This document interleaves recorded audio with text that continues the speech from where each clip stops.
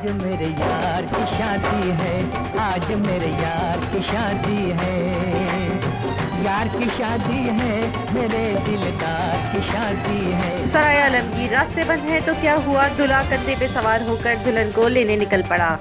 सराय आलमगीर के दाखिली और खारजी रास्ते बंद होने की वजह से मजहबी जमात के मार्च को रोकने के लिए दरिया झेलम का पुल मुकम्मल तौर पर बंद कर दिया गया।